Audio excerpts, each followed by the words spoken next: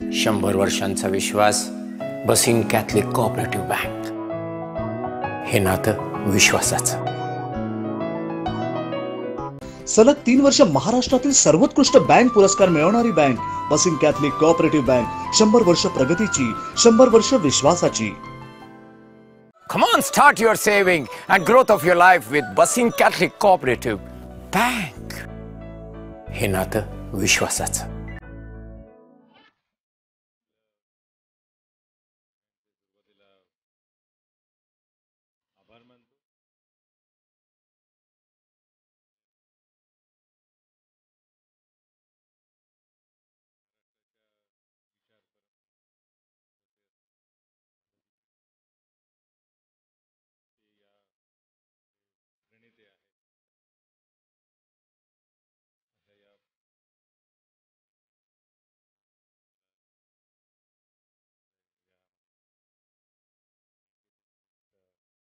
Almeida आणि ज्यांच्या स्मरणार्थ हे व्याख्यान तुम्ही लोक सदस्य इथे आले असतील त्यांच्या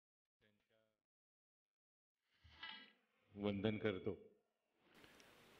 खरं म्हणजे सेबी परिचय करून देताना माझ्याविषयी असं म्हणाले की बरेच पहिलेपणाचे अनुभव माझ्या संदर्भामध्ये आहेत. सकाळी 9:30 वाजता व्याख्यान द्यायचा हा सुद्धा एक त्यातला पहिलाच आणि ते सुद्धा रविवारी सकाळी.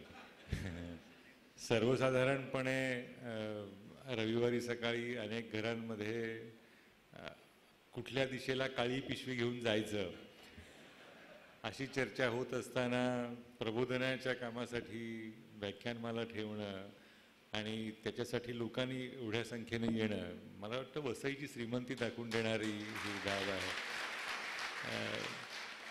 पण असं होत नाही. सर्वसाधारणपणे हल्ली अनुभव असा आहे की प्रबोधन वगैरे नको बाबा, ते तुम्ही लांब ठेवा, आम्हाला आपलं मनोरंजन द्या. त्याच्यामुळे आमची माध्यमं पण मनोरंजनीकरणामध्येच लागलेली आहेत आणि एकंदर लोकांना कमीत कमी विचार करावा लागेल आणि लोकांच्या डोक्याचा संबंध येणारच नाही, विचारक्षमतेचा संबंध तिथे येणारच नाही, त्याच्याशी काही संपर्कसुद्धा येणार नाही. अशा पद्धतीनं आमची माध्यमं पण काम करत असतात आणि अशा वेळी आपण सगळे रविवारची सकाळ यासाठी आलात. आपले सगळ्यांचे मनापासून मी आभार मानतो आणि मूळ विषयाला येतो. प्रशांत रोडिक्स त्यांनी गेले 6-7 महिने आम्ही संपर्कात आहोत आणि जेव्हा जमेल असं ठरलं, मी कळवलं की त्या लोकांना वसईतल्या मंडळीनं सांगायचं की जमेल आपल्याला, कारण निवडणुका वगैरे होणार होत्या वगैरे. प्रशांत, नोएल इथले सगळे मंडळी अशी खूप वैयक्तिकरित्या संपर्कामध्ये असतात, वाचत असतात, त्यांच्याकडनं प्रतिसाद मिळत असतो. पण मला असं वाटतं की माझं हे असं पहिलंच व्याख्यान असेल की कसं असतं, वाचक आणि लेखक याच्यामध्ये एक छान दुवा तयार झालेला असतो. लेखक कुठल्या पद्धतीनं विचार करेल हे वाचकांना माहीत झालेलं असतं. वाचकांना आपल्या काय द्यायला हवं याची एक जबाबदारी लेखकावर अप्रत्यक्षपणे होत असते. तुम्हाला मी पुढचा जो प्रकार सांगतोय तो अजिबात खोटा नाही आहे, 100% खरी घटना आहे. तर जेव्हा व्याख्यानमालेचं ठरलं, मी कळवलं की मला जमेल यायला, मी येतो या तारखेला. तर नंतर एकदम व्याख्यानमालेची निमंत्रण पत्रिकाच आली आणि विषय त्याच्यात परस्परच त्याने देऊन टाकलेला होता आणि म्हणजे तुम्ही याच विषयावर बोलायला हवा. मला त्यांच्या योजकतेचं कौतुक वाटतं, कारण इतका समर्पक विषय त्यांनी निवडला, त्या विषय मांडण्याची जबाबदारी माझ्यावरती सोपवली. एक त्यातला दैव दुर्विलास असा की ज्या विषयासंदर्भात मला बोलायचं आहे त्याच विषयाचं गांभीर्य दाखवून देणारी घटना 2 दिवसापूर्वी न्यूझीलंडमध्ये घडली. बदलतं विश्व आपण जे म्हणतोय हे कुठल्या दिशेने चाललेलं आहे, ही जी अस्वस्थता, प्रत्येक प्रांतामधली जी खदखद आहे ती कशा पद्धतीनं बाहेर येते, माणसं अचानक स्वतःला असुरक्षित का मानायला लागलेली आहेत, याचं जगातल्या काही सुंदर, शांत, सुरक्षित अशा प्रदेशांमध्ये जो काही प्रकार घडला त्याचं विदारक चित्र या आपल्या देशासमोर म्हणत नाही, जगासमोर आलं. त्याच्यामुळे आता हा योगायोग वाईट आहे. व्याख्यानाच्या विषयाची समर्पकता इतक्या ठसठशीतपणे पण दुर्दैवाने आणि एका अर्थाने रक्तलांछितपणे समोर येणं हे त्याचं गांभीर्य दाखवून देते. आणि मला त्याच्यातनं त्या विषयाचा एक प्रचंड अंगावर येणारा आवाका दिसतो, अरे बापरे हे काय चाललंय जगामध्ये.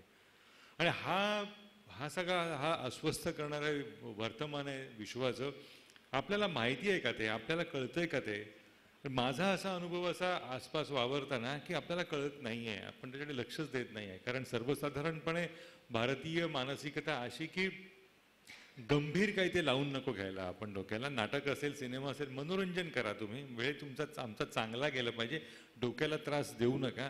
आणि डोक्याला त्रास करून न घेणारे नागरिक असणं याच्या इतकं भाग्य जगातल्या कुठल्याही राज्यकर्त्याचं नसतं. जितके नागरिक कमी त्रास करून घेणारे डोक्याला, तितका त्याचा कारभार सुरळीतपणे सुरू होत असतो.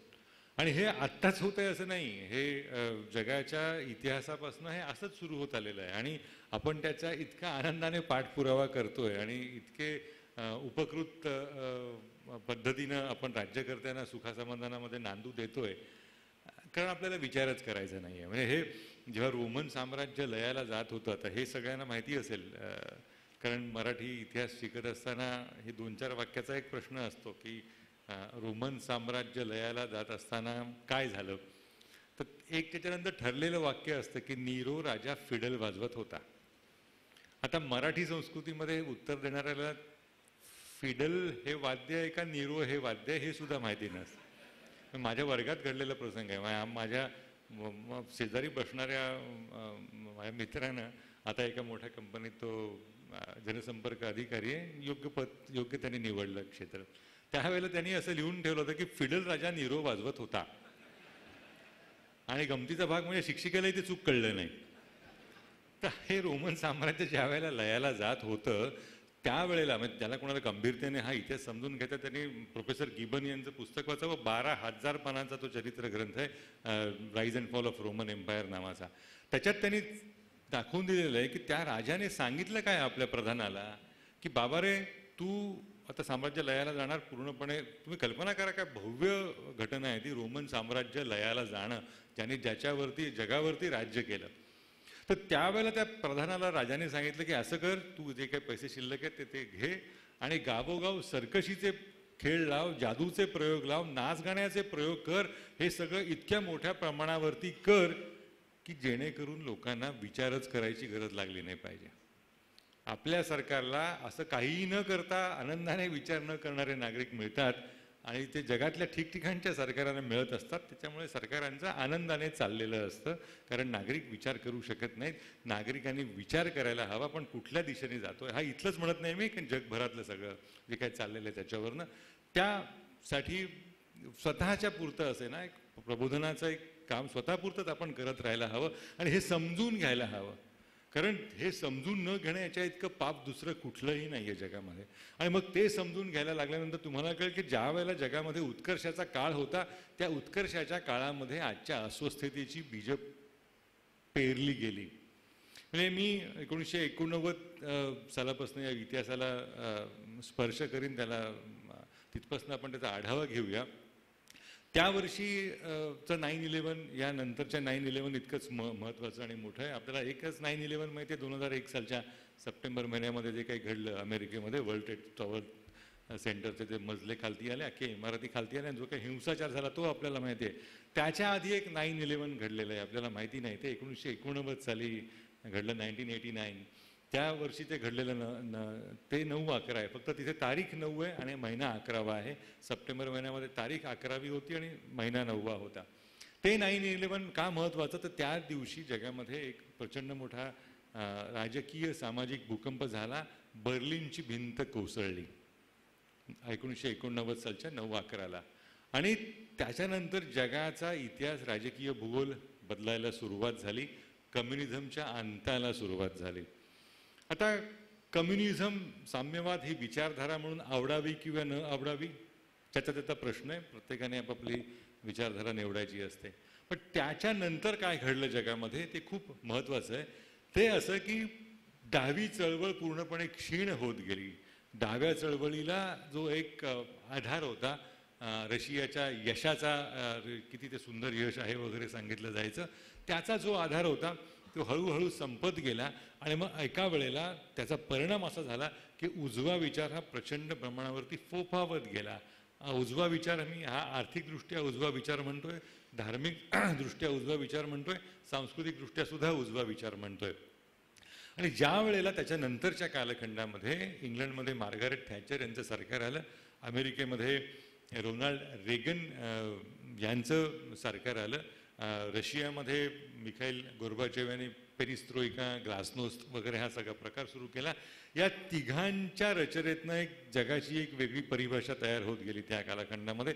आपल्याला लक्षात येणार नाही त्याचं, पण आत्ता जे काही घडतंय त्याचं मूळ त्याच्यामध्ये आहे, त्या सगळ्या घटनेमध्ये आहे. आणि एक भांडवलीकरणाचा एक प्रचंड मोठा ओघ सुरू झाला.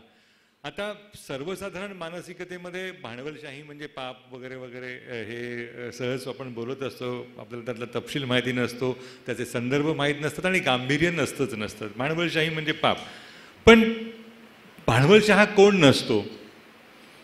आपणही एका अर्थाने भांडवलशहात असतो. आपल्या घरातल्या जर घरी काम करायला येणाऱ्या भांडी घासणाऱ्या असतील, घरामधले चालक असतील, गाडी चालवणारे किंवा तुमच्या घराचं निगा राखणारे काम करणारे कर्मचारी असतील, त्यांच्या दृष्टीनं आपण भांडवलशाहीच असतो. आपण भांडवलशहात असतो कारण आपण गुंतवणूक केलेली असते. आणि त्यातला गमतीचा भाग असा आहे की सर्वसाधारणपणे माणसाला डावं तत्त्वज्ञान आवडतं, पण जोपर्यंत तो स्वतः गुंतवणूक करत नाही तोपर्यंत त्याला डावं तत्त्वज्ञान आवडतं. ज्या क्षणाला कुठलाही माणूस, मग सामान्य माणूस असेल, उद्योगपती असेल, राजकीय विचारवंत असेल किंवा राजकारणी असेल, यांच्याकडनं जेव्हा गुंतवणूक सुरू होते त्यावेळेला त्याला गुंतवणुकीवरचा परतावा हा शब्द मनामध्ये यायला लागतो आणि याचा अर्थ तो गुंतवणूकदार होतो. आणि कृपा करून लक्षात घ्या, सरकारने जरी गुंतवणूक केलेली असली तरी गुंतवणुकीचा परतावा हा त्याच्या अधिकाराचा, त्याचा महत्त्वाचा मुद्दा असतो. आणि अशा वेळेला सरकारसुद्धा भांडवलशहा म्हणूनच वागतं. त्यामुळे भांडवलशाही तत्वता वाईट आहे असं मानून घ्यायचं काहीही कारण नाही. जगातल्या काही अत्यंत महत्त्वाच्या 200, 250, 300 वर्षातल्या ज्या काही घटना घडल्या असतील त्याचं भांडवलशाहीमधलं एक त्याचं बीज हे खूप समजून घ्यायला हवं. त्याच्यातनं घटना घडलेल्या आहेत.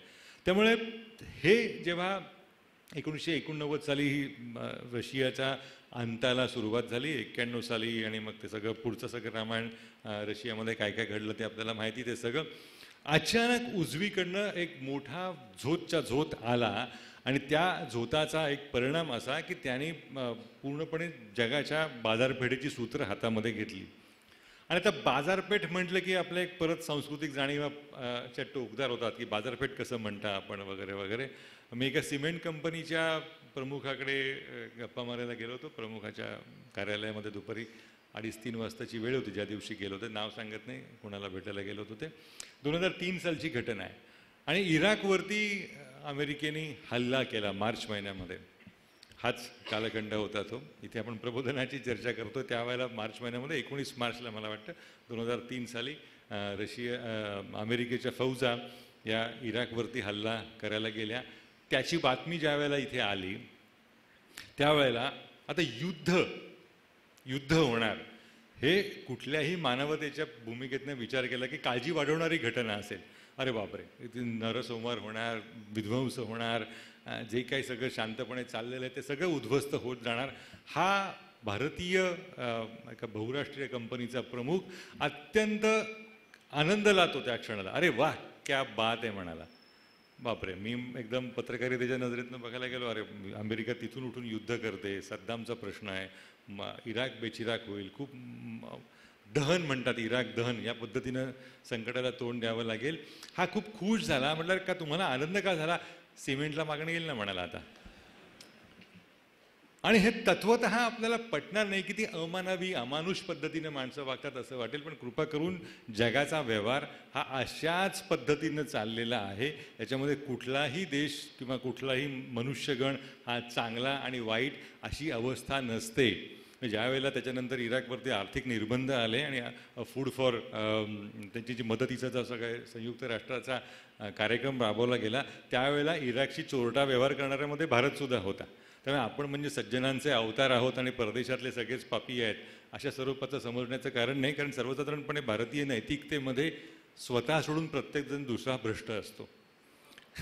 त्याच्यामुळे मला असं वाटतं की जगाच्या पातळीवरती आपण अशा पद्धतीनं हे सगळ्या व्यवहारांचं विश्लेषण करायची गरज नाही. जगाचा व्यवहार हा त्याच पद्धतीनं नफ्या तोट्याच्या गणिताने चाललेला असतो. यावेळेला जेव्हा रोनाल्ड रेगन आणि ही मार्गरेट थॅचर यांचा उदय झाला, प्रचंड प्रमाणावरती भांडवलशाही ही मोठ्या प्रमाणावरती इतकी गुंतवणूक जगभरामध्ये केली गेली की हे अविश्वसनीय आहे. म्हणजे आपल्याला कल्पना येणार नाही इतके प्रचंड आकडे या सगळ्यामध्ये गुंतलेले आहेत. त्याच्या आधीचा एक 10 वर्षाचा कालखंड खूप महत्त्वाचा आहे आणि त्या कालखंडातल्या एका व्यक्तीचं नाव खूपच महत्त्वाचं आहे. ते अजूनही हयात आहेत, खूप चांगले लेखक आहेत, त्यांची 1-2 पुस्तकं येऊन गेली. त्या व्यक्तीचं नाव झिबिग्न्यू ब्रेझिन्स्की. अमेरिकेचे सुरक्षा सल्लागार होते. जिमी कार्टर ज्या वेळेला अध्यक्ष होते त्यावेळेला त्या कम्युनिझमच्या प्रभावाची उपाययोजना अमेरिकेमध्ये चर्चा सुरू होती. कारण 1979मध्ये इराकमध्ये क्रांती झाली. आयातुल्ला रुहोल्ला खोमेनी फ्रान्समधनं इराणमध्ये आले आणि त्यांनी पूर्णपणे तो देश ताब्यात घेतला. अमेरिकेचं ओलीस नाट्य, ते सगळे प्रकार तुम्हाला माहिती आहेत. तर अशा वेळेला या माणसाने अमेरिकेच्या अध्यक्षांना सल्ला काय दिला, खूप महत्त्वाचा सल्ला आहे. आणि या सगळ्याकडे आपण का बघायचं, तुम्ही म्हणाल आपला संबंध काय, आपला संबंध असतो, प्रत्येक टप्प्यावर आपला संबंध असतो आणि तुम्ही आम्ही सगळे जागतिक एका व्यवस्थेचे अप्रत्यक्षपणे प्रत्यक्षपणे भाग आहोत. त्याच्यामुळे त्याच्याकडे आपण खूप डोळे उघडे ठेवून बघायला हवं. तर झिबिग्न्यू ब्रेझिन्स्की यांनी सल्ला दिलेला होता अमेरिकेच्या अध्यक्षांना की जर कम्युनिझमचा प्रभाव रोखायचा असेल, कारण 1979च्याच डिसेंबर महिन्यामध्ये रशियाच्या फौजा या अफगाणिस्तानमध्ये घुसल्या होत्या आणि अफगाणिस्तान ते पूर्णपणे ताब्यात घेणार अशी परिस्थिती होती. तर त्यावेळेला जो सल्ला दिला तो असा होता की कम्युनिझमचा प्रभाव रोखायचा असेल तर आपण इस्लामला उत्तेजन द्यायला हवं. त्यांनी शब्द वापरलेला आर्क ऑफ इस्लाम, इस्लामचा एक पूर्णपणे हा देशातला समूह आपण अशा तऱ्हेनं उत्तेजन त्यांना द्यायला हवं की जो त्याचा प्रभाव आपल्याला या कम्युनिझमच्या प्रभावासाठी रोखण्यासाठी वापर होऊ शकेल. त्याच्यात त्यांनी संभाव्य आपल्या मदतीच्या व्यक्तिमत्वांमध्ये नावं दिलेली आहेत आणि हे पुस्तक अधिकृतपणे आहे. नंतर CIA रिपोर्ट पण तसा आला. त्याच्यातलं नाव होतं खोमेनी. म्हणजे ज्याला जग धर्मांध मानतं त्या धर्मांधाचा उपयोग आपण असा करायला हवा असं अमेरिकेच्या लेखी असं कागदोपत्री असं मांडलं गेलेलं सगळं तत्त्वज्ञान आहे. आणि मग त्याच्यात त्यांनी पुढे असं म्हटलेलं आहे की सौदी अरेबियाचा सुन्नी प्रभाव रोखण्यासाठी शियापंथीयांच्या खोमेनींना आपण मदत करायला हवी. मग पुढे हे जे सगळं घडलं, तालिबानचा उदय वगैरे, त्याच्यातनं मग माझा एक छोटासा सिद्धांत त्यातला असा आला की म्हणजे तो कालच्या अग्रलेखामध्ये त्याची मी तो सुरुवात केली होती की चीन संदर्भात जो काही मुद्दा मांडला तो की ज्याला आपण दहशतवाद म्हणतो, हे दहशतवाद आंतरराष्ट्रीय व्यापार युद्धाचं बाय प्रॉडक्ट आहे. दहशतवाद was conceived like a product. हे एक उत्पादन आहे दहशतवाद. ते अशा पद्धतीने लोकांना विकायला हवं. मग ते तसं विकायला गेलं तर आपल्याकडनं बंदुका घेतील, आपल्याकडनं मग सिमेंट कॉन्क्रीटची जास्त मागणी येईल, आपल्याकडनं काडतुसांना जास्त मागणी येईल, आपल्याकडनं तोफांना जास्त मागणी येईल. याच्यातनं हा सगळा व्यवहार मोठ्या प्रमाणावरती होत गेला. आणि रोनाल्ड रेगन आणि थॅचर यांचा काळ हा खूप महत्त्वाचा आहे, कारण त्याचा एक खूप छान शब्दप्रयोग त्या व्यवस्थेचं केलं जातं. तो शब्दप्रयोग असा आहे, फेल्युअर ऑफ टेक्नोक्रॅटिक लिबरलायझेशन. या वातावरणामध्ये, भांडवलशाहीच्या मुक्त वातावरणामध्ये जगातल्या प्रतिभेला अंकुर फुटतील आणि माणसं जास्तीत जास्त चांगल्या पद्धतीनं वागू लागतील अशा पद्धतीचा एक तो त्या व्यवस्थेमध्ये विचार केला गेला आणि मोठ्या प्रमाणावर गुंतवणूक झाली. याचा परिणाम असा झाला की शासन नियंत्रण हे ठिकठिकाणचं संपलं. आता मी आर्थिक विचार या अर्थाने शासनाच्या नियंत्रणाच्या पूर्णपणे विरुद्ध आहे. शासनाचं नियंत्रण हे दुष्काळाला निमंत्रण देणारं असतं असं माझं प्रामाणिक मत आहे. म्हणजे आफ्टर मॅन द डेल्यूज नावाची एक इंग्लिशमध्ये जसा वाक्प्रचार आहे की मानवाचे पाऊल आणि वाळवंटाची चाहूल, तसं आपल्या सगळ्या संदर्भामध्ये मला असं वाटतं की सरकारचे पाऊल आणि वाळवंटाची चाहूल हे जास्त रास्त असू शकेल. पण त्याचा परिणाम असा झाला की जो लंबक आहे शासन निर्णयाचा, शासन नियंत्रित व्यवस्था ही रशियाच्या निमित्तानं पडली. त्याचा लंबक तो इतका टोकाला गेला की कशावरच कुणाचं नियंत्रण नाही अशा पद्धतीनं तो आला. आणि त्या नियंत्रणाचा फायदा हे जे खाजगी उद्योजक आहेत त्यांनी इतक्या निर्लज्जपणे उत्तमपणे असं म्हणायचं का म्हणता येणार नाही, पण त्यांच्या आर्थिक गणिताच्या दृष्टीनं ते खूप उत्तम होतं. मानवतेच्या दृष्टीनं संपूर्ण ते काळीमा फासणारं होतं. याने इतका घेतला की हे जे कॉर्पोरेशन ज्याला म्हणतात ही सरकारपेक्षा सुद्धा मोठी होत गेली. ज्या वेळेला तालिबानच्या भस्मासुराची जगात चर्चा सुरू होती, याला आवरायचं कसं असा प्रश्न जेव्हा जगाला पडलेला होता, त्यावेळेला एनरॉन नावाची कंपनी तालिबानला वाचवायचं कसं याची चर्चा करत होती, तालिबानची निगोशिएशन्स करत होती आणि तालिबानमधनं आपल्याला जास्तीत जास्त व्यवसाय संधी कशा मिळतील याचा प्रयत्न करत होती. तालिबानचा जो प्रमुख आहे त्याला जॉर्ज बुश यांच्या ह्युस्टनमधल्या स्वतःच्या घरामध्ये अधिकृतपणे ठेवलं गेलेलं होतं. आता इतक्या घटना घडत होत्या. या सगळ्या घटनांकडे आपलं काहीही सुदैवाने म्हणजे जगाच्या सुदैवाने, सरकारांच्या सुदैवाने लक्ष नाही आहे. मानवतेच्या दृष्टिकोनातून बघायला गेलं तर ते वाईट आहे, कारण नागरिक विचार करत नाहीत. यावर सरकारचा फार विश्वास असतो आणि आपण त्या विश्वासाला नेहमीच पात्र ठरत असतो. तर हा इतका मोठा प्रकार हा घडला नागरिकांच्या जगण्यासंदर्भामध्ये. तिथनं जग हे हळूहळू हाताबाहेर जायला सुरुवात झाली. ह्या कंपन्यांची ताकद, कंपन्यांचा प्रभाव हे इतकं प्रचंड प्रमाणावरती प्रस्त झालं आणि हे अजूनसुद्धा तसंच होतंय. त्याचा हा जो एक जगातनं एक मोठा हुंकार निघतोय तो का, तो सुद्धा आपण समजून घ्यायला हवा. म्हणजे एक्झॉन मोबिलसारखी कंपनी भारत सरकारच्या थेट कर संकलनापेक्षा अधिक नुसता नफा कमवते. किंवा ॲपल कंपनीचा तुम्ही आताचा आकार बघा. हा भारताच्या जगातल्या 3 कंपन्या एकत्र केल्या त्या संपूर्ण भारतीय अर्थव्यवस्थेपेक्षा मोठा आहे. फेसबुक आहे, ॲमेझॉन आहे आणि ॲपल आहे. हे सगळं घडत असताना एका बाजूला अविकसित जग तसंच राहिलेलं आहे. त्या जगाला पूर्णपणे केवळ बाजारपेठ म्हणूनच वापरण्याची एक वाईट पद्धतीनं शोषणाची एक परंपरा सुरू झालेली आहे. त्याचा उगम या सगळ्या व्यवस्थेमध्ये होतो. त्या काळात एक तत्त्वज्ञान विकसित झालं. इथे तरुण खाजगी उद्योगांमध्ये काम करणारे मोठ्या प्रमाणावर असतील, त्यांना हे ते मी म्हणतोय तो मुद्दा अधिक स्पष्टपणे लवकर कळेल, कारण ते त्या तत्त्वज्ञानाचा भाग आहेत. ते तत्त्वज्ञान, त्याची मांडणी अर्थातच अमेरिकेमध्ये झाली. त्याचा उगम हा तिथल्या बाजारपेठेमध्ये आहे. त्याचं साधी विचारसरणी काय, government is a problem, market is the solution. जगामध्ये सरकार नावाची जी काही व्यवस्था आहे तीच खरी अडचण आहे आणि बाजारपेठ हेच या प्रत्येक सरकारच्या अडचणीला उत्तर आहे. मग याच्यामधनं तो नियंत्रणाचा जो मगाशी म्हणालो तसा तो लंबक तो इथून तिकडे गेला आणि मोठ्या प्रमाणावरती कंपन्यांना हे उत्तेजन द्यायची ही पद्धत सुरू झाली. त्या कालखंडामध्ये अमेरिकेला जो काही खर्च आला 2003च्या या युद्धानंतर, ॲलन ग्रीन्सपॅन अमेरिकेचे रिझर्व्ह बँकेचे गव्हर्नर होते. त्यांनी एक नवीनच पद्धत त्यावेळेला सुरू केली, ज्याचा आपण आत्तापर्यंत भारताने सुद्धा वाईट पद्धतीनं त्याचा वापर करून घेतला. त्यांनी काय केलं तर सरकारला खूप खर्च होतोय ना, आता किती खर्च होतोय त्याच्या आकड्यामध्ये तपशिलात जाण्यात अर्थ नाही, पण त्या 8 दिवसाच्या युद्धासाठी अमेरिकेने जो खर्च मंजूर केला, अमेरिकेतनं उठून इराकमध्ये येऊन त्यांना युद्ध करण्यासाठी जो काही खर्च लागणार होता ती जी रक्कम मंजूर केलेली होती. म्हणजे आपल्या घरातली मुलं जेव्हा शालेय सहलीला जातात तेव्हा आई जशी काय कोकाकोला प्यायला, वडापाव वगैरे खायला एक 50 रुपये घे बाबा तुला पिकनिकला जाताना अशी देते, तशी त्या सैनिकांना जी रक्कम मंजूर केली अमेरिकेने ती भारत सरकारच्या वार्षिक अर्थसंकल्पापेक्षा, संरक्षणाच्या अर्थसंकल्पापेक्षा 2.5 पट होती. भारताच्या संरक्षणाच्या अर्थसंकल्पापेक्षा 2.5 रक्कम केवळ 8-10 दिवसाच्या युद्धासाठी त्यांनी खर्च केली. एवढी आर्थिक ताकद त्या व्यवस्थेमध्ये आहे. तर हा जो मगाशी जो लंबकाचा उल्लेख सांगतो मी, तो या मोठ्या प्रमाणावरती वापरला गेला तर सरकारचा हा खर्च कमी व्हायला हवा. मग म्हणून ॲलन ग्रीन्सपॅन यांनी काय केलं की व्याजदर प्रचंड प्रमाणावरती कमी केले. पैसा जाऊ दे बाजारपेठेमध्ये, जितका पैसा जाईल लोकांच्या हातामध्ये तितका तो जायला हवा. आता हे आपण जेव्हा कुठलाही आपल्या समस्या बघत असतो त्याचा कृपा करून एक लक्षात घ्या, त्याचं मूळ या अर्थव्यवस्थेमध्ये असतं. म्हणजे आपल्याला सांस्कृतिक समस्या कळतात, आपल्याला धार्मिक समस्या कळतात, आपल्याला राजकीय समस्या कळतात, पण या सगळ्या समस्यांचा उगम हा अर्थविचारामध्ये असतो. कारण समस्या आर्थिक असते, स्वरूप घेऊन तिचं ती वेगवेगळ्या रूपाने समोर येते आपल्या. तर यांनी ग्रीन्सपॅन यांनी प्रचंड प्रमाणावरती रिझर्व्ह बँकेकडनं, त्यांच्या म्हणजे अमेरिकन फेडकडनं मोठ्या प्रमाणावरती पैसा बाजारपेठेमध्ये खुला केला. व्याजदर इतके कमी केले, 0.1% वगैरे कर्ज उपलब्ध झाली. ती इतकी कर्ज दिली गेली लोकांना की तुला गरज नाही तरी घे रे कर्ज, काही हरकत नाही. मग तिथल्या ज्या काही वित्त व्यवस्था आहेत त्यांनी नवीन एक प्रॉडक्ट तयार केलं. त्या प्रॉडक्टला डेरिव्हेटिव्ज असं म्हणतात. डेरिव्हेटिव्सच्या पद्धतीचे त्याचे अनेक प्रकार आहेत. म्हणजे तुम्ही मला कर्ज असेल, समजा 1000 रुपयाचं कर्ज असेल, तर मी ते 1000 रुपयाचं कर्ज 100 रुपयाच्या 10 बॉन्ड्समध्ये रोख्यांमध्ये रूपांतरित करणार.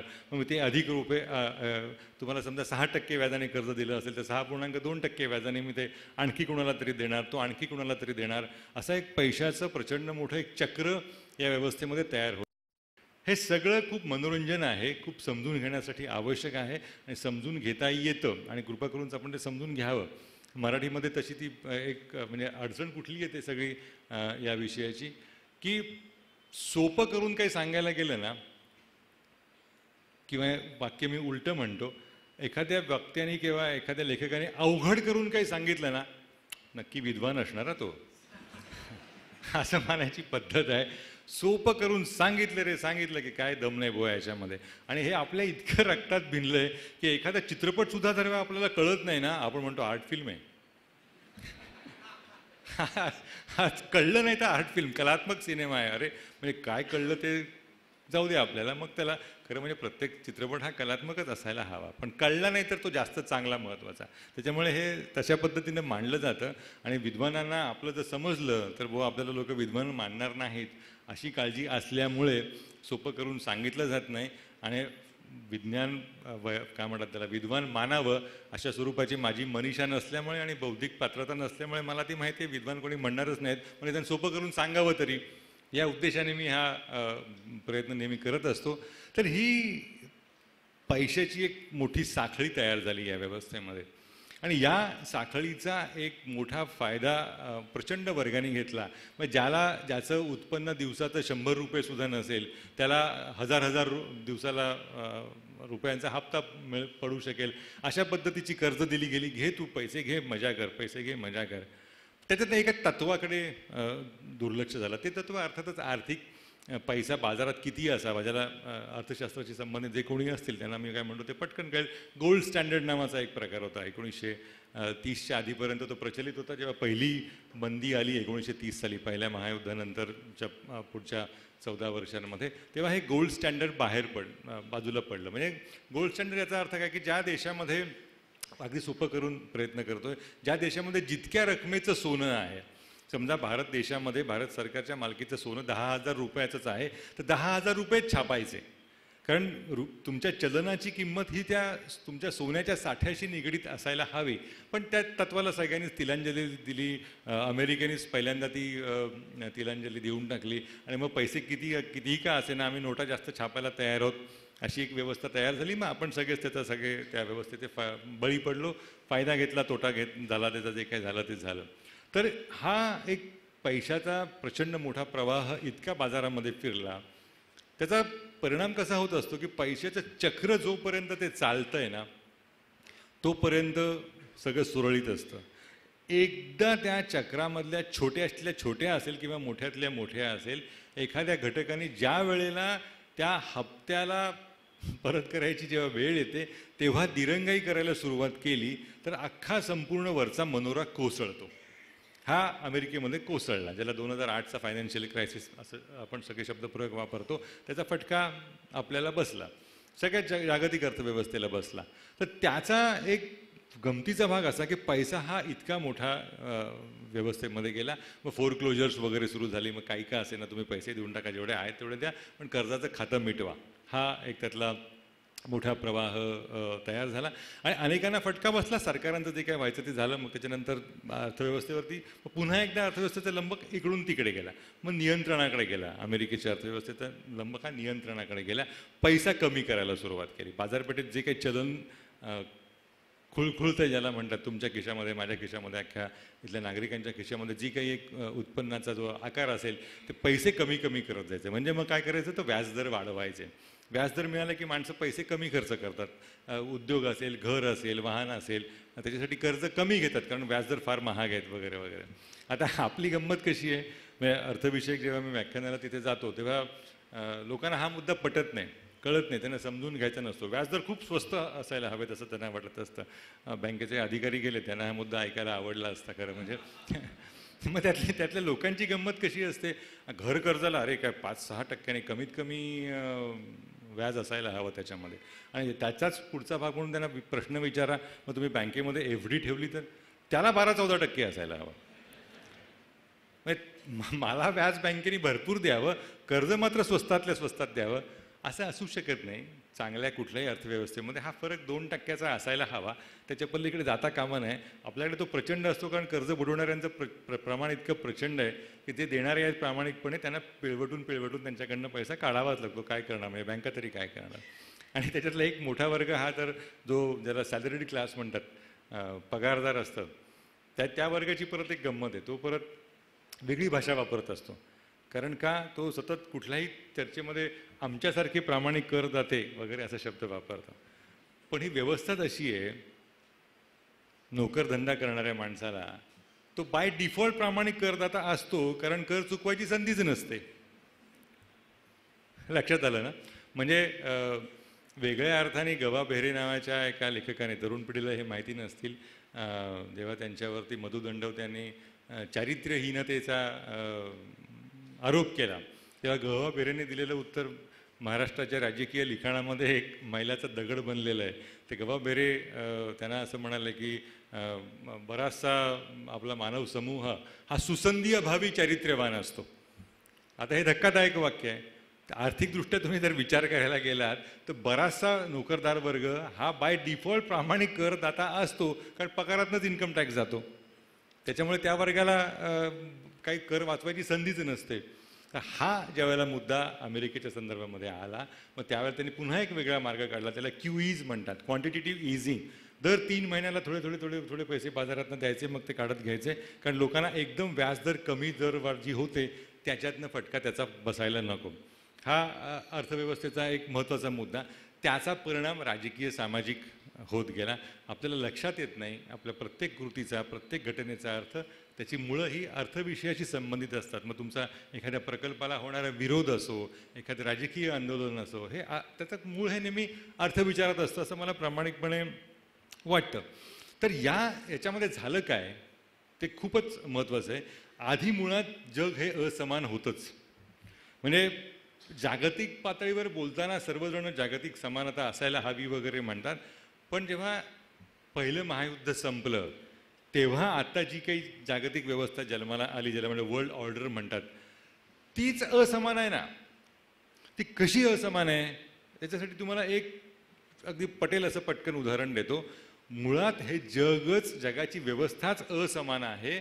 ज्या वेळेला ब्रिटन वूड्सला एक महत्त्वाची परिषद भरली दुसरं महायुद्ध संपत येत असताना, त्या परिषदेचं काम काय होतं, 1944-1945 सालची घटना. ब्रिटन वूड्सला जगातल्या सगळ्या महत्त्वाच्या देशांचे प्रमुख जमले आणि तिथे काय घडलं, तिथे 2 संस्था जन्माला आल्या. एक जागतिक बँक, वर्ल्ड बँक तिथे जन्माला आली. दुसरी IMF जन्माला आली, इंटरनॅशनल मॉनिटरी फंड, आंतरराष्ट्रीय नाणेनिधी ही संस्था तिथे जन्माला आली. आता नावाला जागतिक बँक आहे, पण या जागतिक बँकेचे आता 13वे जे प्रमुख आहेत, किंवा तुम्ही 1 ते 13 सगळे आकडे घेतले, प्रमुखांची यादी बघितलीत, नाव जरी जागतिक बँक असलं तरी सर्वच्या सर्व प्रमुख हे अमेरिकी आहेत. अमेरिकेबाहेरच्या नागरिकाला या बँकेच्या प्रमुख होण्याची काहीही संधी नाही, काही म्हणजे नाही, शक्यताच नाही तसं काय व्हायची. तशीच वाटणी IMFच्या बाबतीत झालेली आहे. IMFचे सगळे प्रमुख हे युरोपीय आहेत. मग ही अलिखित मांडणी झाली, जगाने केली. जागतिक बँक ही अमेरिकेच्या अंगठ्याखाली राहील. अगदी मॅकनामारांपासून तुम्ही आत्तापर्यंतचे सगळे बघा. IMFची रचना क्रिश्चियन लेगार्ड असतील, ह्या बघा, या सगळ्या युरोपीय देशांमध्ये राहिल्या. त्याच्यातला जो दुसरा घटक जन्माला आला त्याचं महत्त्व आपल्याला लक्षात येत नाही दुर्दैवाने. तो निर्णय होता एक. तो काय निर्णय होता, तर जागतिक चलन यापुढे डॉलर असेल. हो आहे, आपल्याला माहिती आहे जगाचं चलन हे डॉलर आहे, पण जगाच्या असमानतेचं मूळ या डॉलरला जागतिक चलनामध्ये रूपांतरित करण्यामध्ये आहे. कृपा करून समजून घ्या का डॉलरच्या जन्मामध्ये मूळ आहे. उदाहरणार्थ श्रीलंका, अगदीच उदाहरणार्थ, किंवा इराण, किंवा आणखी कुठला तरी देश हा दुसऱ्या देशाशी करार करतो, त्यावेळेला तो व्यवहार हा डॉलरमध्ये होतो. आता त्या देशाचं चलन डॉलर नसतं, या देशाचं चलन डॉलर नसतं, पण व्यवहार डॉलरमध्ये होतो. का डॉलरमध्ये होतो? कारण डॉलर हे जगाने ठरवलं असं हे आंतरराष्ट्रीय चलन आहे. त्या चलनावरती देश म्हणून नियंत्रण कोणाचं आहे? डॉलर छापण्याचा अधिकार जगातल्या सगळ्या लोकांना आहे का? नाही आहे. बरं ते जागतिक चलन असेल तर तसा तो अधिकार असायला हवा, तो अधिकार नाही आहे. तो अधिकार एकाच व्यक्तीला आहे, तो म्हणजे अमेरिकी फेडचा जो कोण प्रमुख असेल तो, अमेरिकन रिझर्व्ह बँकेचा जो कोण प्रमुख असेल, त्यांचा रघुराम राजन किंवा त्यांचा उर्जित पटेल हे जे कोण असतील त्याला डॉलर छापण्याचा अधिकार आहे. म्हणायला ते जागतिक चलन आहे, डॉलर छापण्याचा अधिकार एकाच व्यक्तीला आहे. ज्या वेळेला जगातल्या कुठल्याही देशाकडे चलन जास्त होतं, पैसे जास्त होतात त्या देशातल्या चलनामध्ये, समजा उदाहरणार्थ भारतामध्ये खूप रुपये जास्त झाले, पैसा जास्त झाला, तर आपण काय करतो, तर आपण डॉलर खरेदी करून ठेवून देतो. चलन कमी पडतं तेव्हा देश काय करतात, डॉलर साठा विकून बाजारातनं पैसा उभा करतात. अधिक काही करायचं असेल तर गुंतवणूक डॉलरच्या रोख्यांमध्ये करतात. ह्या व्यवहारामध्ये होतं कसं, आपण सगळे समजा दिवसाचं आपलं उत्पन्न 100 रुपये असेल तर भारतीय नैसर्गिकरित्या साधारण 60-65 रुपये खर्च करतो, कारण भारतामध्ये बचतीचा दर हा खूप जास्त आहे. 30-32% माणसं बँकामध्ये अमुक अमुक ठिकाणी बचत करत असतात. याच्या बरोबर उलटं अमेरिकेचं आहे. अमेरिकी नागरिकाचं सरासरी उत्पन्न जर समजा 100 रुपये असेल किंवा त्यांच्या बाबतीत $100 असेल तर त्याचा खर्च हा $135 असतो. अरे तू कमवतो $100, खर्च मात्र सरासरी $135 कसे करतोस, वरचे $35 आपण देत असतो, जग देत असतं. त्याच्यामुळे ही जगाची रचनाच असमान आहे.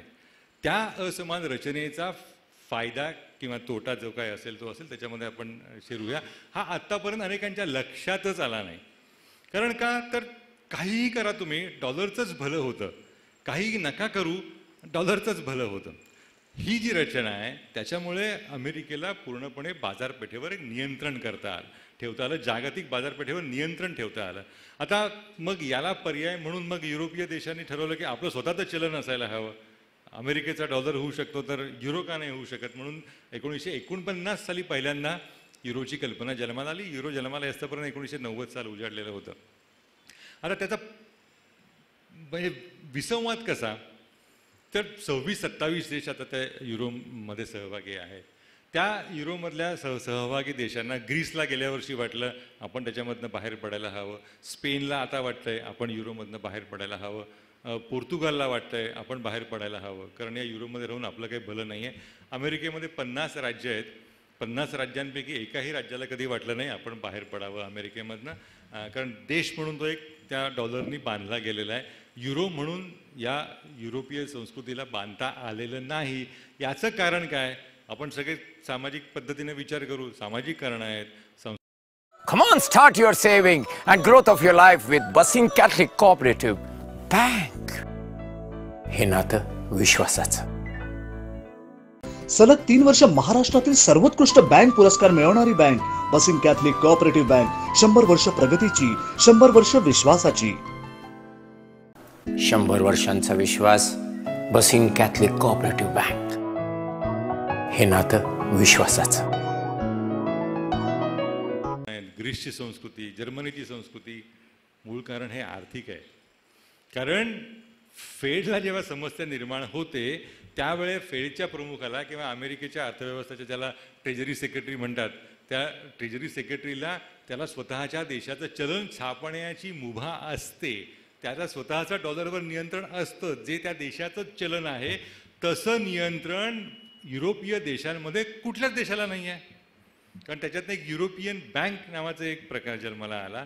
तो युरोपियन बँकेचा प्रमुख, आता समजा ग्रीसला संकट का आलं ग्रीसवरती, तर देणी द्यायची होती त्यांना, ते कर्ज वाढत गेलं, परत करू शकले नाहीत. त्यांना वाटलं आपण चलन छापूया, निदान चलन छापून जास्त पैसे छापून परत तरी देता येतील, छापू शकले नाहीत. मग त्यांना वाटलं युरोमध्ये राहून उपयोग काय, कारण युरोपीय संघटनेचे सदस्य आहेत पण युरो छापण्याचा अधिकार नाही आहे. याच्या बरोबर उलटं चित्र अमेरिकेमध्ये आहे. अमेरिकेच्या अर्थमंत्र्याला आपलं चलन छापण्याचा अधिकार आहे. याच्यातनं मग काय झालं, तर होती ती समानता, मुळातली जी विषमताच होती, ती विषमता अधिक वाढत गेली. हा इतका सुंदर विषय समजून घ्यायला की कशी समानता असू शकेल जर एकच चलन जर जगामध्ये सगळ्या जगाचं चलन म्हणून, आणि त्याच्या चलनातनं जे पुढचे प्रकार आलेले आहेत ना ते भयानक आहेत. ते आपल्याला माहीतच नाहीत, आपण ते समजूनच घेत नाही. ते कसं आहे की समजा XYZ, समजा व्हेनेझुएला, या देशावरती अमेरिकेने ठरवलं आर्थिक निर्बंध लादले. तर आर्थिक निर्बंध लादले याचा जो काही परिणाम होईल तो त्या देशाला भोगावा लागेल.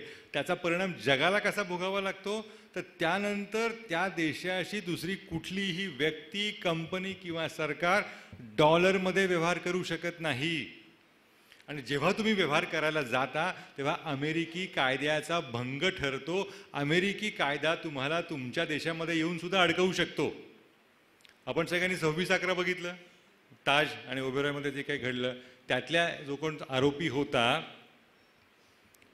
त्याच्यावरती कारवाई अमेरिकेमध्ये झाली. काय तर हेडली बिडली त्याची वेगवेगळी नावं आहेत त्याची, ती झाली सगळी. आपल्या सगळ्यांना वाटलं की आपल्यासाठी अमेरिका धावून आली.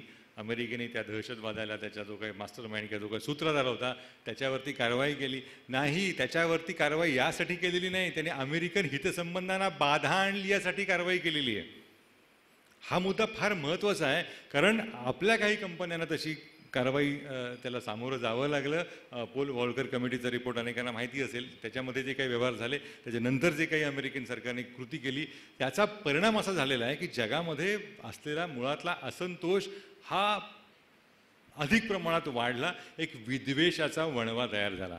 मग ते मी मगाशी विधान केलं ते कृपा करून इथे समजून घ्या की ते असं की दहशतवाद हा आंतरराष्ट्रीय व्यापार युद्धाची आडपैदास आहे. आडपैदास हा मराठी शब्द तयार केलेला आहे, बाय प्रोडक्ट या शब्दाला. तर चांगला शब्द आहे, वाईट अर्थ घेऊ नका त्याचा. तर हे जे बाय प्रॉडक्ट आहे, इंटरनॅशनल जे काही आंतरराष्ट्रीय व्यवहार झाले त्याच्यातनं हे बाय प्रॉडक्ट खूप मोठ्या प्रमाणावरती तयार झालं. कारण तो असंतोष व्यक्त कसा करणार? नाशिकच्या या सगळ्या परिसरामध्ये मुंबईला पुरवठा करणाऱ्या जलवाहिनी आहेत, मोठे सगळे तलाव आहेत.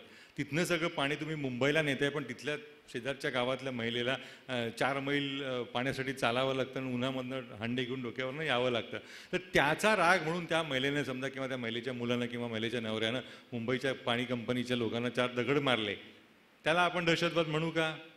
की आमची गावात 4-4, 5-5 तळी आहेत काय मुंबईला पाणी पुरवठा करणार, तानसा, वैतरणा, भातसा वगैरे सगळी, पण आम्हाला पाणी नाही आहे, ते मुंबईला दिलं जात आहे. हा या व्यापार युद्धाचा परिणाम असा झाला की सगळे साधनसंपत्ती तुम्ही वेगवेगळ्या देशांमधली वापरताय, पण त्याचा फायदा एकाच देशाला होतोय. त्या देशाच्या विरोधातली पहिली जी काही लढाई होती त्याचं स्वरूप याच्यामध्ये दिसतं. पण तुम्ही पहिला दहशतवादी हल्ला असेल, पहिले दहशतवादी तुम्ही 5, 6, 10 वर्षांचा प्रभाव तुम्ही लक्षात घ्या. हा सगळा अमेरिका केंद्रित व्यवस्थेवर विरोधात होता. जे देश अमेरिकेच्या कच्छपी लागले, मुळात 9/11 पासून सुरुवात झाली, त्या देशांना दहशतवादाचा फटका बसला. कारण त्या देशातल्या नागरिकांना, सामान्य नागरिकांना कळत नसेल हे अर्थयुद्ध आहे, पण त्याचा तुम्ही म्हणजे ज्याला कनेक्टिंग द डॉट्स म्हणतात ते बिंदू तुम्ही एक जोडायला लागा, मग तुम्हाला कळेल अरे हो हा अमेरिकेच्या गटातला आहे, अरे हो हा अमेरिकेच्या गटातला आहे, अरे हो हा अमेरिकेच्या गटातला आहे. इतकं की ज्या वेळेला आपल्याकडे 16 ऑगस्ट 2015ला मनमोहन सिंग व्हाईट हाऊसमध्ये गेले आणि अणुकरारावरती सह्या झाल्या आणि अणुकरार तो प्रत्यक्ष पुढे लटकला, त्याच्यातला विम्याचा मुद्दा आला, हे खूप गोंधळ झाले.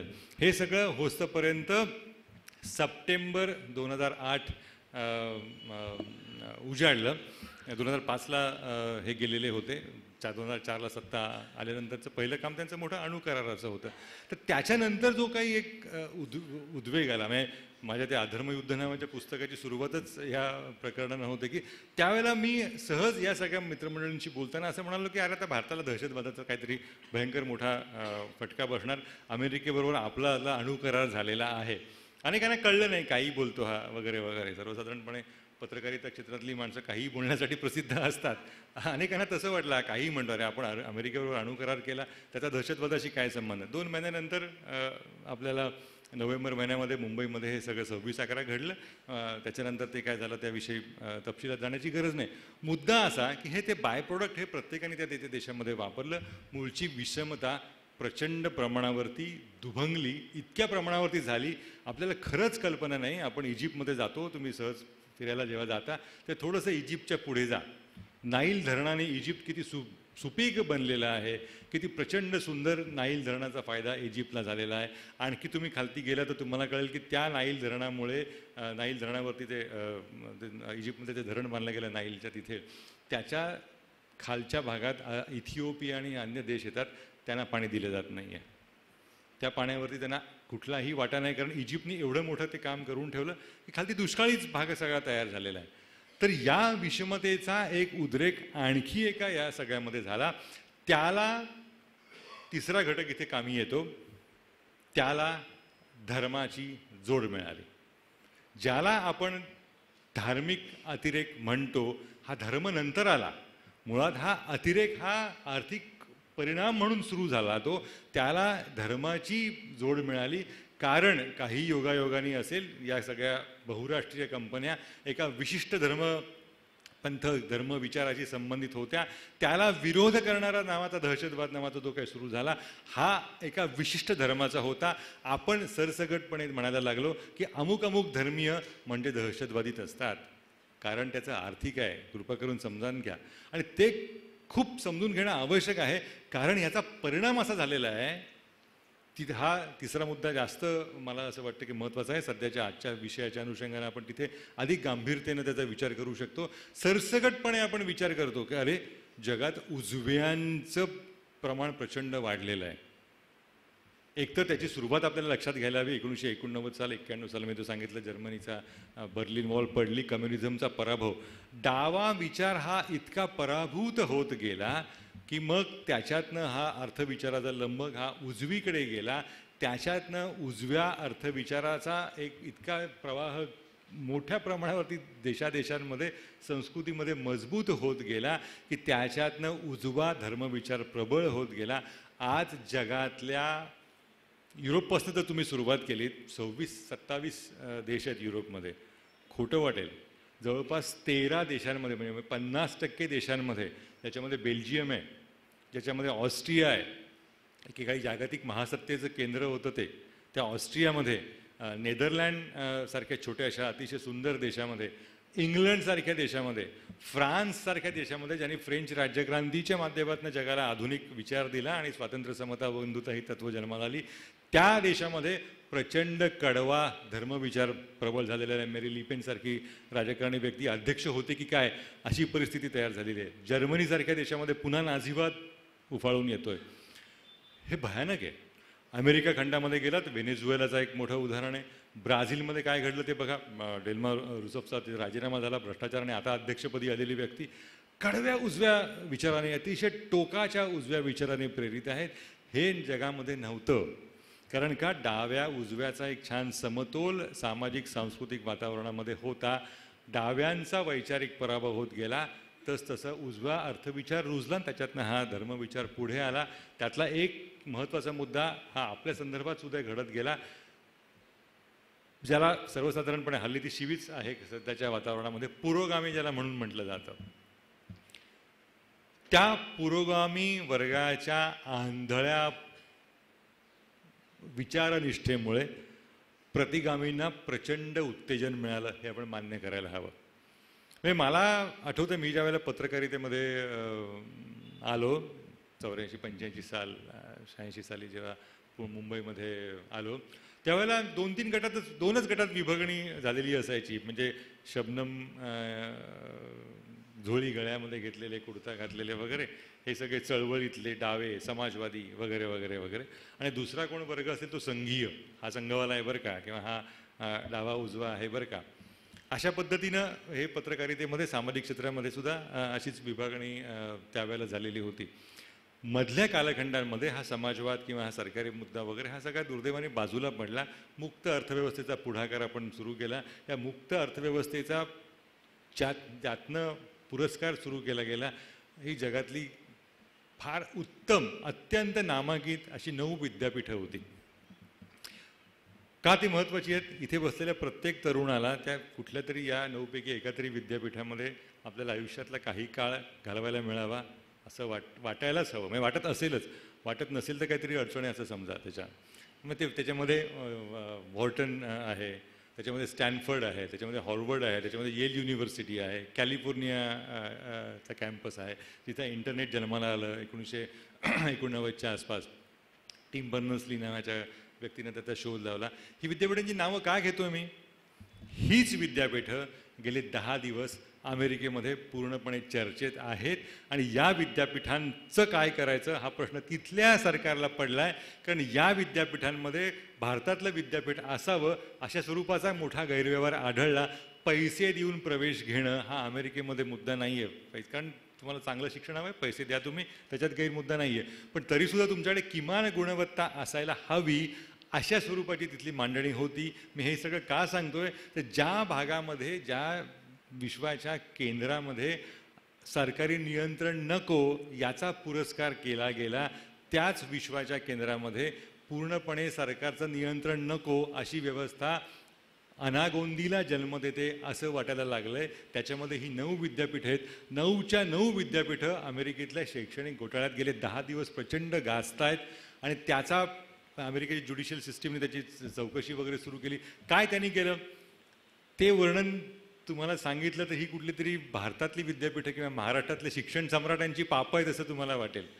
काय पैसे घेऊन प्रवेश का? हो तर ठीक आहे, पण परीक्षेला जाताना दाखवायचं कागदपत्र हा मुलगा परीक्षेला, पण जास्त मार्क मिळून बनावट विद्यार्थ्यालाच परीक्षेला बसवायचं. खेळाडूंसाठी कोटा असतो, अशा कुठल्या खेळांचा तपशील द्यायचा आणि अशी काही त्याची गुणवत्ता आहे असं दाखवायचं की त्यांना तिथे प्रवेश घ्यावा लागेल.